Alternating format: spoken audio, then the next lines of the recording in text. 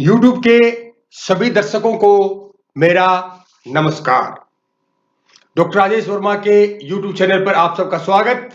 और इस वीडियो में मैं हाजिर हूं आपके साथ एक नया विषय लेकर, जिसका टॉपिक है अधिगम को प्रभावित करने वाले कारक, फैक्टर्स अफेक्टिंग दी लर्निंग। शुरुआत करते हैं सबसे पहले परिभाषा की। अधिगम किसे कहते हैं? यानी व्यवहार या व्यवहार क्षमता में अनुभव के फल स्वरूप कोई अपेक्षाकृत स्थायी परिवर्तन। इन तीनों डेफिनेशन एक बार पढ़ लेते हैं, फिर इनको मैं एक ही लाइन में बहुत बढ़िया तरीके से आपको एक्सप्लेन कर दूंगा। दूसरा है अनुभव के परिणाम स्वरूप मानसिक निरूपण यानी रिप्रेजेंटेशन या साहचर्य में दीर्घकालिक परिवर्तन। और सबसे बढ़िया और एक लाइन की परिभाषा वो है अनुभव या अभ्यास के कारण व्यवहार में स्थायी परिवर्तन। अब आप बात देखिए, इसमें तीनों परिभाषाओं में एक ही बात कही गई है। अगर कोई अनुभव आपको होता है, कोई एक्सपीरियंस होता है, और जब या किसी अभ्यास के कारण कोई चीज का बार बार अभ्यास करते हैं, तो इन दोनों के कारण अगर आपके व्यवहार में एक परमानेंट चेंज आता है, स्थायी परिवर्तन आता है, तो हम कहते हैं आपको लर्निंग हो गई, आपको अधिगम हो गया, यानी आप कुछ चीज सीख गए। समझ में आई? तो एक सिंपल सी बात है, अनुभव या अभ्यास के कारण आपके व्यवहार में स्थायी परिवर्तन लर्निंग का कारण बनता है। अगर वो स्थायी परिवर्तन होता है तो उसके कारण अब क्या होता है? अधिगम होता है। ये थी हमारी परिभाषाएं। अब कुछ विशेषताएं, जैसा मेरे वीडियोस में रहता है कि किसी भी अवधारणा को समझना है आपको, तो उसकी डेफिनेशन, उसका इतिहास और उसकी विशेषताएं आपको बिल्कुल जाननी ही होगी। उसके बिना आप उस अवधारणा को समझ नहीं पाएंगे कि क्या खास बात है इसमें। तो शुरुआत करते हैं। सबसे पहले आप जानते हैं जो अधिगम है, लर्निंग है या जो सीखना है, वो एक व्यक्ति परक प्रक्रिया होती है। मतलब व्यक्ति सब्जेक्टिव, अपने आप स्वयं हम जिस प्रकार का अधिगम मुझे किसी एक अनुभव से होगा, एक्सपीरियंस से होगा, वैसा ही अनुभव दूसरे व्यक्ति को नहीं हो सकता। आप देख लीजिए, अगर आप नई नई साइकिल चलाना सीखते हैं तो कितना मजा आता है आपको। ठीक है, जो मजा मुझे आएगा नई पहली बार साइकिल चलाने में, वही मजा दूसरे व्यक्ति को भी आएगा, लेकिन वैसा ही नहीं आएगा, उसका एक्सपीरियंस अलग होगा। क्यों? क्योंकि सब्जेक्टिविटी है, व्यक्तिपरक है। तो अधिगम क्या है? व्यक्तिपरक प्रक्रिया होती है। अगर व्यक्तिपरक है तो कुछ ना कुछ की विशेषताएं होंगी। तो सबसे पहली विशेषता क्या है इसकी? इसमें कई प्रकार के अनुभव शामिल होते हैं, different different types of experiences.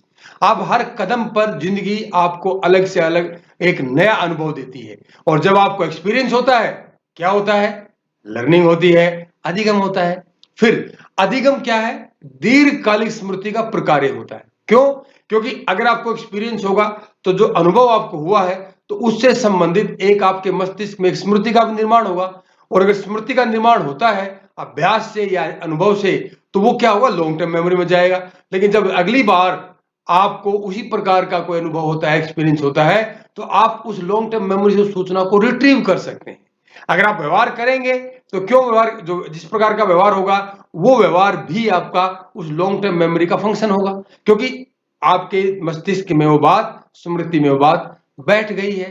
तो क्या हुआ? इसका मतलब लॉन्ग टर्म मेमोरी के अंदर भी, लॉन्ग टर्म मेमोरी के कारण भी अधिगम प्रभावित होता है। ठीक, अगली विशेषता, अनुभव के आधार पर व्यवहार में होने वाले परिवर्तन स्थायी होते हैं। याद रखें, अगर आपको कोई एक्सपीरियंस हुआ है, कोई अनुभव हुआ है, तो वो परिवर्तन आपका आपके अंदर स्थायी रहा होगा। अगर आपने कोई घर पे कोई ऐसा काम किया, आपने छोटी बहन को छेड़ दिया, उसको रुला दिया, तो आपको पिताजी ने खींच के एक थप्पड़ दिया आपको, अब आपको क्या हो गया?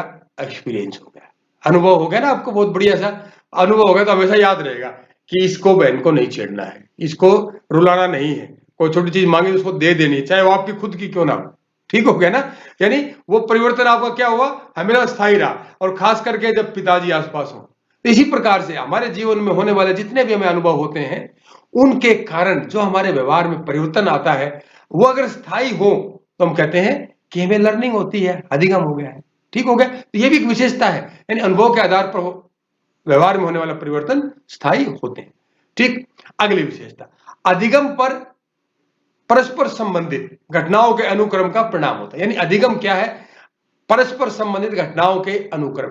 जब हमें अनुभव होता है, कोई अभ्यास हम करते हैं, तो सारी घटनाएं, कई चीजें एक साथ घटती हैं, एक सीक्वेंस में घटती हैं, वो सारी इंटर रिलेटेड होती हैं घटनाएं, तभी जाकर हमें अधिगम होता है। फॉर एग्जाम्पल आपने साइकिल का एग्जाम्पल दिए थे, जब साइकिल चलाना आप सीखते हैं तो आप देखेंगे साइकिल को पकड़कर आप पहले बाहर निकालेंगे, फिर आप ये सोचेंगे कैसे पेडल मारकर कैसे इसको ऊपर चढ़ना है, फिर पेडल मारने हैं, बैलेंस बनाना, आप गिर भी जाएंगे। तो सारा एक सीक्वेंस है, सारा का सारा सीक्वेंस है। तो अब आप देखेंगे कि पूरे पूरे सीक्वेंस को हमेशा हम याद नहीं रखते हैं, बिल्कुल मेटिकुलस डिटेल में सीक्वेंस याद नहीं होते। तो कैसे याद होते हैं? जो मुख्य मुख्य बिंदु वो याद हो जाते हैं, ठीक है, उन्हीं के कारण अनुभव होता है। तो कहने का मतलब ये होगा कि जो अधिगम है, जो लर्निंग हमारी हुई, हमने जो सीखा है, वो बहुत कई सारी घटनाएं होती हैं, फिनोमेना होते हैं, इवेंट्स होते हैं, वो आपस में इंटर रिलेटेड होते हैं और वो एक क्रम में होते हैं, तभी जाकर हमें अधिगम होता है, तभी हमें लर्निंग होती है।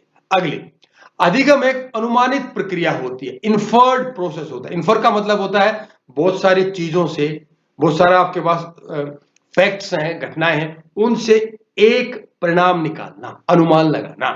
क्या है? अब आप कोई भी काम करते हैं, आपको कोई अनुभव होता है, कोई आप प्रैक्टिस के माध्यम से काम करते हैं, तो उसका एक आप अनुमान लगाते हैं, एक रिजल्ट आपके सामने आता है और उसके कारण ही आपको अधिगम होता है, यानी कि ये एक इन्फर्ड प्रोसेस है। और अंतिम विशेषता, अधिगम 3 बुनियादी रूपों में होता है। बेसिक जो लर्निंग होती है वो 3 रूप में होता है, अर्थात प्राचीनतम अनुबंधन, क्लासिकल कंडीशनिंग इवान पावलोव जी ने दी थी, क्रिया प्रसूत अनुबंधन यानी कि ऑपरेंट कंडीशनिंग जो बीएफ स्किनर साहब ने दिया था, और अवलोकन द्वारा अधिगम, अवलोकन यानी कि ऑब्जर्वेशन लर्निंग जो अल्बर्ट बंडूरा ने दिया। एक और मानते हैं जो कि गेस्टाल्ट स्कूल ऑफ थॉट के जो फाउंडर्स हैं वो मानते हैं, गेस्टाल्टिस्ट मानते हैं कि हमें इनसाइट लर्निंग भी होती है, अंतर्दृष्टि के माध्यम से भी हमें अधिगम होता है। तो दोस्तों, प्रिय साथियों, ये हमारी थी विशेषताएं। अब हम मुख्य बात पर आते हैं कि वो कौन कौन से कारक हैं जो हमारे अधिगम को प्रभावित करते हैं। अब आप देखेंगे, इसको मैंने 4 कैटेगरीज में बांट दिया है। सबसे पहली कैटेगरी ये है प्राचीनतम अनुबंधन को प्रभावित करने वाले कारक। मैंने बताया ना, बुनियादी रूप से अनुबंधन अधिगम 3 प्रकार से होता है। प्राचीनतम अनुबंधन, तो वो कौन कौन से कारक हैं जो क्लासिकल कंडीशनिंग को प्रभावित करते हैं, पहले बार हम वो डिस्कस करेंगे। दूसरी बार आगे हम डिस्कस करेंगे क्रिया प्रसूत अनुबंधन को प्रभावित करने वाले कारक, ऑपरेंट कंडीशनिंग को। तीसरे हैं अवलोकन द्वारा अधिगम को प्रभावित करने वाले कारक, यानी ऑब्जर्वेशन से जो हमें लर्निंग होती है उनको कौन कौन से कारक प्रभावित करते हैं। और चौथा हमारा रहेगा कि सामान्य कारक, जनरल फैक्टर्स, जो पूर्ण रूप से सभी प्रकार के अधिगम को प्रभावित करते हैं। ठीक, तो शुरुआत हम कर रहे हैं सबसे पहले प्राचीनतम अनुबंधन को प्रभावित करने वाले कारक। आप देखिए, ये कोने में फोटो आई हुई, इससे अंदाजा लग गया होगा आपका, ये कार्टून सा कितना बढ़िया बनाया हुआ है। वो कहते हैं कि भाई जो क्लासिकल कंडीशनिंग क्या है, कई बार लोगों को समझ में आने में परेशानी होती है, तो हम अगली जो वीडियोस की स्पेशल आएगी उस वीडियो में हम आपके साथ डिस्कस करेंगे कि एक एक डिटेल में कि प्राचीनतम अनुबंधन होता क्या है, क्लासिकल कंडीशनिंग होती क्या है। इससे पहले आप उसको कारक कौन से इसको प्रभावित करते हैं वो हम देख लें। सबसे पहला कारक, उद्दीपकों के बीच समय संबंध। मतलब उद्दीपक है 2 प्रकार के उसमें होते हैं, अनुबंधित और अननुबंधित, यानी कंडीशनड स्टिमुलस और अनकंडीशनड स्टिमुलस। इन दोनों के बीच में समय संबंध कि आपस में कितना समय एक के बाद एक दिया गया तो उसके बीच में कितना समय है, तो वो एक स्पेशियल रिलेशन दोनों के बीच में है, वो भी एक बड़ा इंपॉर्टेंट, यानी कि spatial relation between stimulus stimuli, तो वो प्रभावित करता है प्राचीनतम अनुबंधन को। आप छोटा सा एग्जांपल बता दूं आपको, जैसे कुत्ते का वाला एक्सपेरिमेंट अगर आपने सुना हो, तो जो भोजन था उसका, जो मीट का पाउडर था, वो था अनकंडीशन स्टिमुलस, और जो घंटी थी, घंटी बजाई गई थी, वो थी कंडीशन स्टिमुलस। तो कंडीशन स्टिमुलस और अनकंडीशन स्टिमुलस, अर्थात मीट पाउडर और घंटी के बीच में समय संबंध, कितने समय बाद कौन सा दिया गया, तो ये भी एक महत्वपूर्ण कारक है जो कि अधिगम को प्रभावित करता है, वो भी प्राचीनतम अनुबंधन को। दूसरा है उद्दीपकों की तीव्रता, यानी कि उनमें कितनी स्ट्रेंथ थी, कितनी मजबूत, अर्थात भोजन दिया गया तो कितना सारा दिया गया। अगर उसको एक दाना दिया गया तो भोजन उसने सूंघ के चाट लिया, उसे कोई फर्क नहीं पड़ने वाला, ठीक है। और इतना सारा दे दिया तो एक बार में उसका पेट भर गया, उसको फर्क, तो यानी कम और ज्यादा, ये जो वो उसकी स्ट्रेंथ, उसकी तीव्रता। बैल की आवाज, एक बिल्कुल ठुस सी आवाज बजाई, किसी को सुनी ही नहीं, और एक बहुत बड़ा टन से बजा, कुत्ता चमक के पड़ गया, ठीक हो गया। तो वो क्या होगा, ये है उद्दीपकों की तीव्रता। ये भी मतलब तीव्रता का मतलब होता है परिमाण से, उसकी स्ट्रेंथ से होता है। तो ये कहते हैं कि जितनी अधिक तीव्रता होगी, बहुत ज्यादा भी नहीं, रिलेटिवली जितनी ज्यादा तीव्रता होगी, अधिगम या कंडीशनिंग वो उसको प्रभावित करती है, ठीक है। अब भौतिक परिस्थितियां, आसपास का एनवायरनमेंट जिसमें आपके दोनों उद्दीपक कंडीशन स्टिमुलस और अनकंडीशन स्टिमुलस, यूं कह सकते हैं अनुबंधित उद्दीपक और अनुबंधित उद्दीपक प्रस्तुत किए गए, उसका तात्कालिक हमारा वातावरण। अब आप देखेंगे कि कुत्ते वो एक्सपेरिमेंट कर रहे हैं और 4-5 कुत्ते अपने आसपास छोड़ दिए, सारे उसको भौंक रहे हैं। अब उसमें कंडीशनिंग होगी कि वो भी अपना जो आपने बांध रखा हो चुराने की कोशिश करेगा, उसकी तरफ भागने की कोशिश करेगा, भौंकेगा। ठीक है, यानी कि आसपास की जो भौतिक परिस्थितियां हैं या तात्कालिक वातावरण है जिसको हम इमीडिएट एनवायरनमेंट कहते हैं, वो भी प्राचीनतम अनुबंधन को प्रभावित करता है। चौथा, कंडीशन स्टिमुलस और अनकंडीशन स्टिमुलस की प्रस्तुतियों के बीच का समय अंतराल, अर्थात एक बार आपने पहले यूसीएस दिया, अनकंडीशनल स्टिमुलस दिया, फिर आपने कंडीशनल स्टिमुलस दिया, या पहले आपने कंडीशनल स्टिमुलस दिया उसके बाद आपने यूसीएस दे दिया, यानी पहले मीट पाउडर, ये बाद में बताएंगे कौन कौन सी होती है कंडीशनिंग। ठीक है, अब इन दोनों के बीच में देने का समय, अब आपने बेल बजा दी और 1 घंटे बाद खाना दिया उसको, क्या कंडीशनिंग होगी उसमें? या बेल बजाते ही आपने खाना दे दिया, क्या कंडीशनिंग?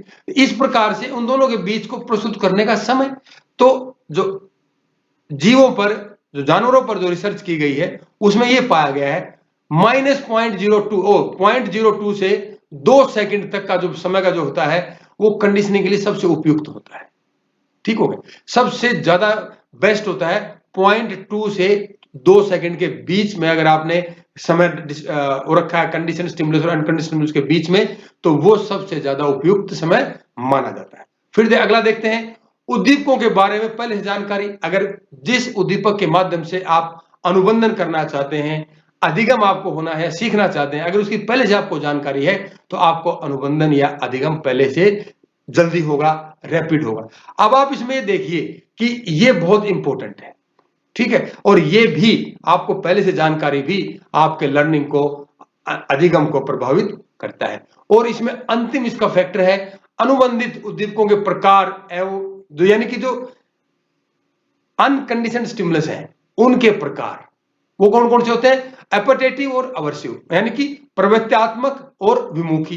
एपेटेटिव मतलब एपेटाइट वाली बात आप जोड़ के देखो, आपको कोई खाने की चीज हो, वो अवर्सिव हो जिससे आपको घृणा हो, जिससे आप दूर होना चाहते हो, तो वो दोनों का उनका प्रकार भी अनकंडीशनड स्टिमुलस का जो प्रकार है वो भी प्राचीनतम अनुबंधन को प्रभावित करता है। ठीक, अगली बात करते हैं हम क्रिया प्रसूत अनुबंधन को प्रभावित करने वाले कारक, यानी कि factors that affect the operant conditioning.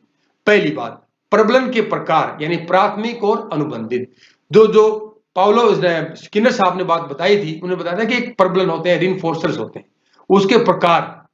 अगर प्राथमिक रिइंफोर्सर है, प्राथमिक का मतलब वो होता है जो आपकी प्राथमिक आवश्यकताओं की पूर्ति करता हो, जैसे भोजन है, पानी है, हवा है, या आपकी प्राइमरी रिक्वायरमेंट है, इनको पूरा करने वाला वो होते हैं आपके प्राथमिक प्रबलन। और अनुबंधित कंडीशन, या जिससे आपको ऐसे रिइंफोर्सर जिससे आपकी कंडीशनिंग की गई हो, तो ये भी प्रकार, अगर किस प्रकार का रिइंफोर्सर है तो अनुबंधन उससे भी प्रभावित होगा। अगर वो प्राथमिक है तो अनुबंधन जल्दी होगा, यानी लर्निंग जल्दी होगी, और अनुबंधित है यानी कि वो कंडीशनड है तो उसमें थोड़ा सा समय लग सकता है अपेक्षाकृत प्राथमिक के। ठीक, दूसरी बात कहता है प्रबलन अनुसूचियां, शेड्यूल ऑफ रीइंफोर्समेंट, यानी कि अनुबंधन के प्रयासों के दौरान प्रबलन उपलब्ध कराने की व्यवस्था। जब कोई भी जानवर कोई प्रयास करता है तो कई बार जो उनको रीइंफोर्समेंट दिया जाता है, प्रबलन दिया जाता है, वो कई बार उसके कितने ट्रायल्स दिए, नंबर ऑफ ट्रायल्स के बाद दिया जाता है, कई बार उसको कितना उसने समय लिया, समय के बाद दिया जाता है, कई बार उसको कंटिन्यूसली हर ट्रायल के बाद दे दो, या कई बार उसको एक फिक्स टाइम के बाद। तो ये क्या होता है? अनुसूचियां होती है, प्रबलन अनुसूचियां। जब हम क्रिया प्रसूत अनुबंधन पढ़ेंगे ना तो उसको डीपली एक्सप्लेन करेंगे, यानी कि समय पर या उसके कितने ट्रायल किए उसके बाद देने पर भी आपको जो अनुबंधन है, लर्निंग है, वो प्रभावित उससे होती है, यानी कि प्रबलन अनुसूचियां भी, शेड्यूल ऑफ रीइंफोर्समेंट भी क्रिया प्रसूत अनुबंधन को प्रभावित करता है। फिर होता है पुरस्कारों में विलंबन, डिले इन रिवार्ड्स। ये बात है, ये 2 प्रकार का हो सकता है, आवेगी और दीर्घ सूत्रक। अर्थात अगर आपने कोई काम किया उसको तुरंत बाद आपको रिवार्ड मिल गया, और आपने काम अभी किया, अब आप ग्रेजुएशन में पढ़ रहे हो और आप 4th क्लास में जब फर्स्ट आए थे उसका पुरस्कार आपको अब मिल रहा है, तो क्या होगा कुछ लर्निंग आपसे, कोई अनुबंधन होगा उससे। तो इस प्रकार से अगर आपके पुरस्कारों में विलंबन है तो वो भी आपके अनुबंधन को प्रभावित करता है। चौथी बात करते हैं जैविक बनावट या सहज बहाव। आपके जो जेनेटिक जो मेकअप है, जेनेटिक आपका ब्लूप्रिंट है या बायोलॉजिकल जो आपका सेटअप है, वो भी आपके अनुबंधन को, लर्निंग को, अधिगम को प्रभावित करता है। प्राकृतिक वो क्या चीज है, जैविक बनावट, कि आप जो नेचुरल सिचुएशन है उसमें कैसा व्यवहार करेंगे। आप देखेंगे बहुत से लोग ना अपने आप कहते हैं भाई मैं बिल्कुल ठीक हूं और बहुत कम गुस्सा करता हूं।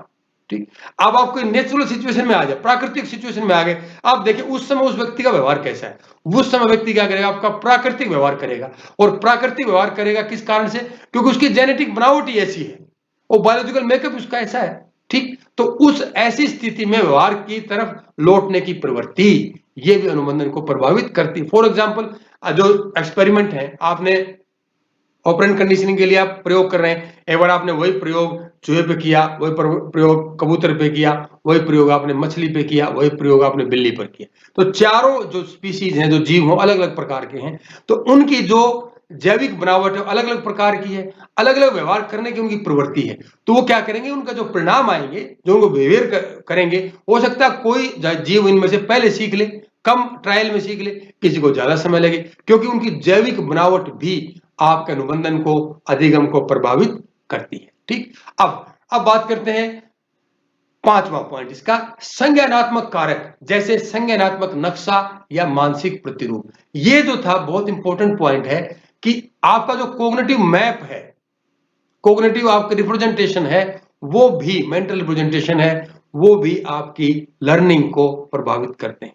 ये एक्सपेरिमेंट किया गया था टोलमन होन्जिक ने। उनका जो एक्सपेरिमेंट का जो रिजल्ट है वो आपके सामने मैंने इस ग्राफ में दिखाए गए। ग्राफ में क्या है, जो एक्स एक्सिस है इसमें आप देखेंगे नंबर ऑफ डेज, दिन दिखाए गए हैं, और इसमें दिखाया गया आपको कितनी गलतियां की गई, एरर्स इसमें किए गए। 3 ग्रुप बना लिए उन्होंने चूहों के। पहला ग्रुप देखेंगे, उससे जो परिणाम आया उसको उन्होंने पीली लाइन से दिखाया है। दूसरे ग्रुप जो चूहे था उसका जो परिणाम आया वो नीली लाइन से दिखाया है, और तीसरा था वो लाल लाइन से दिखाया गया। यानी कि जो पीले वाले क्या थे, उनको हर ट्रायल के बाद उनको चूहों को रिइंफोर्समेंट दिया गया। जो नीले वाले जो जिनका परिणाम है, उन चूहों को क्या गया, ग्रुप नंबर 2 को 10 दिन तक तो कोई ट्रायल के बाद कोई रिइंफोर्समेंट दिया, 11वें दिन उनको भोजन दिया जाने लगा ट्रायल के बाद, और जो लाल वाले थे उनको कभी रिइंफोर्समेंट दिया ही नहीं गया। फिर उस डेटा को, उस रिजल्ट को उन्होंने ग्राफ में प्लॉट किया। आप देखेंगे कितनी कमाल की बात है, 10 दिन तक तो इन चूहों में जो गलतियां थी कितनी ज्यादा थी, लेकिन जैसे ही उनको रिइंफोर्समेंट मिलने लगा उनकी गलतियां ड्रास्टिकली एकदम से कम हो गई। वो उनसे भी कम हो गई जिनको रोज रिइंफोर्समेंट मिलता था। अर्थात वो कहते हैं सीखे कैसे, वो कहते हैं कि इसलिए वो सीख गए मेज से निकलने के लिए, क्योंकि उन्हें अपने मस्तिष्क में कोग्निटिव मैप बना लिया था, एक नक्शा बना लिया था, और जिसके कारण से उनके अंदर लर्निंग हो, अधिगम हो गया। तो दोस्तों ये था आपका इंपॉर्टेंट फैक्टर जो कि आपके ऑपरेंट कंडीशनिंग को प्रभावित करता है, जिसे हम कहते हैं कोग्निटिव मैप या मेंटल रिप्रेजेंटेशन। अगला जो हमारी बात है वो है अवलोकन द्वारा अधिगम, लर्निंग बाय ऑब्जर्वेशन।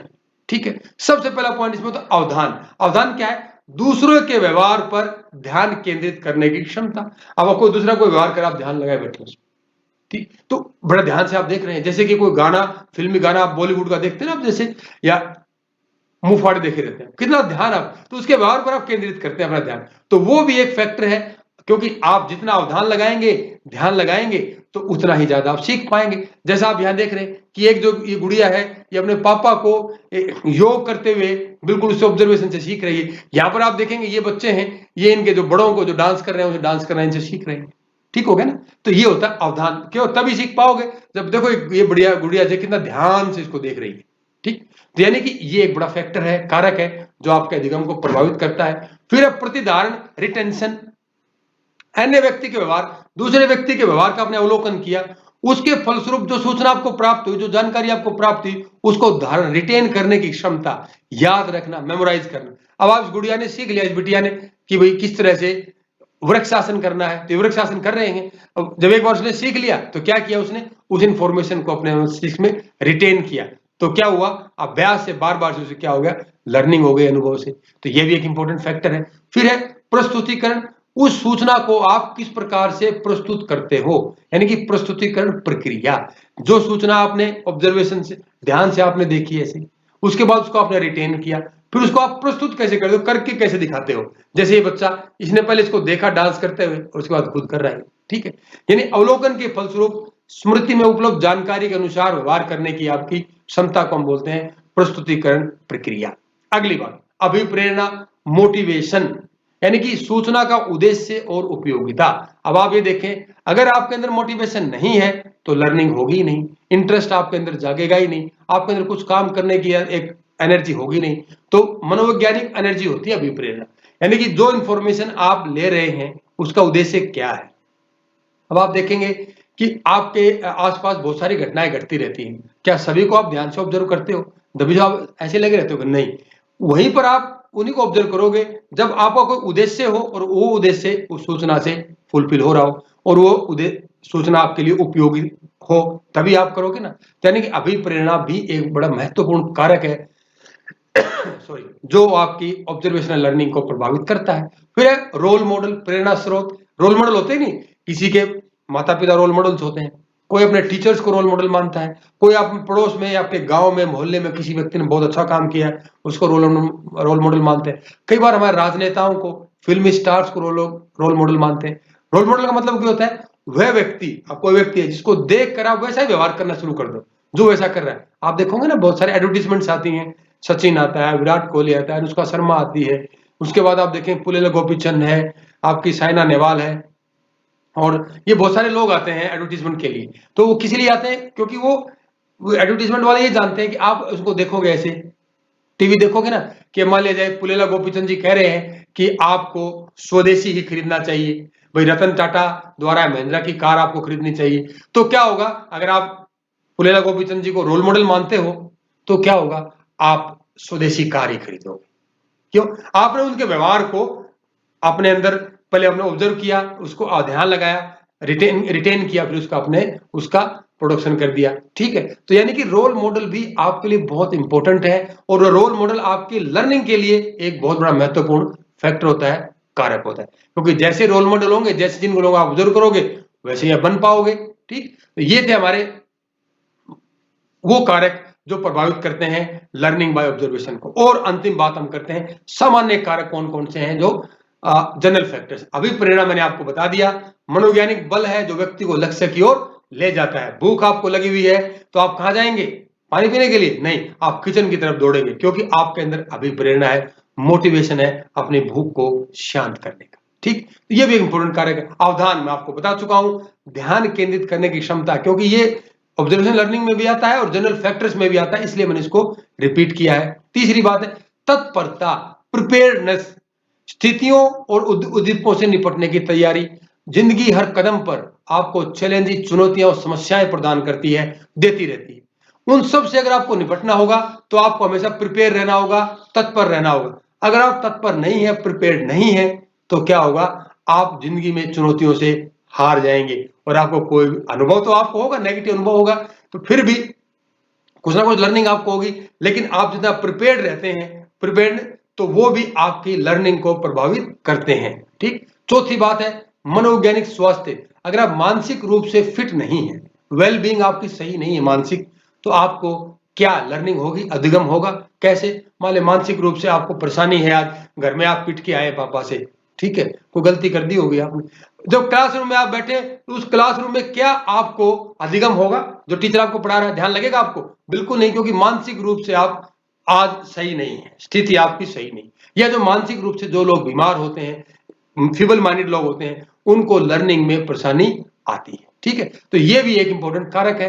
चौथी बात आपकी है शारीरिक स्वास्थ्य। आपको बुखार हो रखा है और मैं आपको कहने लग जाऊं कि आप पढ़ाई करो, आप मेरी वीडियो देखो, आप, या आपको बहुत तेज खांसी है, जुकाम है, बहुत तेज जुकाम हो गया, 10-12 छींकें लगातार आ रही है, मैं कहता हूं वीडियो देखो और पढ़ाई करो। अभी आप, क्या आप पढ़ाई कर पाओगे? आपको परेशानी होगी कि नहीं होगी? क्योंकि कारण क्या है कि आप उस लर्निंग नहीं होगी, आपका अधिगम नहीं होगा, क्योंकि आपका शारीरिक स्वास्थ्य ठीक नहीं है, शारीरिक फिटनेस की स्थिति। तो ये कुछ कारक है, जो सामान्य कारक है, जो आपके हर प्रकार की लर्निंग में आपको प्रभावित करते हैं। फिर आपकी बौद्धिक योग्यता, आपकी जो है इंटेलेक्चुअल एबिलिटी, समस्या समाधान एवं जीवन की चुनौतियों से प्रभावी ढंग से निपटने की संज्ञानात्मक क्षमता। जो चुनौतियां जिंदगी आपको देती है, ठीक है, उनसे जब आप निपटते हो तो किस चीज से निपटते हो? कौन है वो एक बुद्धि है जो आपको निपटने में आपको सहायक होती है। तभी आप देखेंगे कि जो व्यक्ति फीबल माइंडेड होते हैं, मानसिक रूप से जो रिटार्डेड होते हैं, जिनमें बौद्धिक योग्यता कम होती है, उनको लर्निंग में कितना समय लगता है, अधिगम में उनको बहुत समय लगता है। एक छोटी सी बात सिखाने के लिए भी उनको बार-बार अभ्यास कराना पड़ता है। उसका मुख्य कारण है क्योंकि उनकी बौद्धिक क्षमता में, बौद्धिक योग्यता में कमी। तो ये भी एक इंपॉर्टेंट फैक्टर है जो लर्निंग को प्रभावित करता है। फिर रुचि, आपका इंटरेस्ट। अगर आपका इंटरेस्ट जिस चीज में है, उसकी लर्निंग आपको जल्दी हो जाएगी। ठीक है? इंटरेस्ट क्या होता है? किसी पसंदीदा वस्तु या घटना के प्रति पसंदीदा प्रतिक्रिया। आपको पढ़ाते हैं, हम क्लासरूम में पढ़ाते हैं तो बच्चे बड़े ध्यान से सुनते रहते हैं। कुछ लोग उबासी लेते रहे, इधर-उधर देखते रहेंगे ऐसे-ऐसे, और वहीं को दूर दराज में कोई गाना चल रहा है तो आपको ध्यान से सुनेंगे आप कि वो गाना चल रहा है, क्योंकि आपका इंटरेस्ट है, रुचि है। तो रुचि भी एक इंपॉर्टेंट फैक्टर है जो आपके लर्निंग को प्रभावित करता है। परिपक्वता, मैच्योरिटी, ये क्या होती है? वृद्धि और विकास के कारण मनोशारीरिक परिवर्तन। ठीक है? साइकोफिजियोलॉजी का जो आपके परिवर्तन आते हैं। फॉर एग्जांपल, अभी एक 4 साल के बच्चों को आप जूते का फीता बांधना सिखाओ और एक 10 साल के बच्चे को, कौन जल्दी सीखेगा? 10 साल वाला, क्योंकि उसके अंदर परिपक्वता ज्यादा है, मैच्योरिटी क्या है उसके अंदर ज्यादा है। तो मैच्योरिटी भी, परिपक्वता भी आपकी लर्निंग को, अधिगम को सार्थक रूप से प्रभावित करती है। और अंतिम बात, अंतिम फैक्टर है वो है जैविक आवश्यकताएं, आपके बायोलॉजिकल नीड्स। एक प्रकार की शारीरिक कमी जो व्यक्ति के व्यवहार को रेगुलेट करती है। शारीरिक कमी क्या है? भूख, आपकी ऊर्जा की कमी हो गई, प्यास, पानी की कमी आपके अंदर हो गई, तो वो भी आपके लर्निंग का मुख्य कारण है। फॉर एग्जाम्पल, आपको जंगल में छोड़ दिया गया है कि वहां आप भोजन का इंतजाम स्वयं करें, ठीक, और भूखे हैं आप, तो क्या होगा? आप भोजन ढूंढेंगे, आपके अंदर लर्निंग होगी, और ऐसी लर्निंग होगी, ऐसा एक्सपीरियंस होगा आपको कि जिंदगी में दोबारा से ऐसा एक्सपीरियंस आपको जरूरत नहीं पड़ेगी, वैसी लर्निंग। ठीक है? तो जैविक आवश्यकताएं भी आपके अधिगम को, लर्निंग को प्रभावित करती हैं। दोस्तों, ये मेरे संदर्भ, आज हमने क्या पढ़ा? अधिगम को प्रभावित करने वाले कारक, परिभाषाएं, उसकी हमने कैरेक्टरिस्टिक्स, और फिर 4 मुख्य रूप से प्राचीनतम अनुबंधन को प्रभावित करने वाले कारक, क्रिया प्रसूत अनुबंधन को प्रभावित करने वाले कारक, अवलोकन द्वारा अधिगम को प्रभावित करने वाले कारक, और सामान्य कारक। तो ये 4 प्रकार के फैक्टर्स हमने पढ़े। आशा है आपको समझ में आए होंगे। और ये मेरे रेफरेंसेस, संदर्भ, जहां से मैंने सारा मटेरियल मेरा लिया है। और दोस्तों, जो अगली परिचर्चा हम करेंगे वो होगी हमारी प्रयत्न एवं त्रुटि अधिगम, यानी कि ट्रायल एंड एरर लर्निंग, वो हमारी अगली वीडियो होगी। तो दोस्तों, इसके साथ ही अगर आपको वीडियो अच्छी लगती है तो अपने दोस्तों के साथ शेयर करें, दोस्तों को बताएं, और इसमें कुछ कमी लगती है तो मुझे बताएं। मुझे कैसे बता सकते हैं? आप मुझे बता सकते हैं, मुझे मेरी कमेंट बॉक्स में लिखकर या मेरे ईमेल पर। तो दोस्तों, आपकी कमेंट्स का मुझे हमेशा से इंतजार रहता है, और इस वीडियो को देखने के लिए हृदय की गहराइयों से आपका बहुत बहुत धन्यवाद।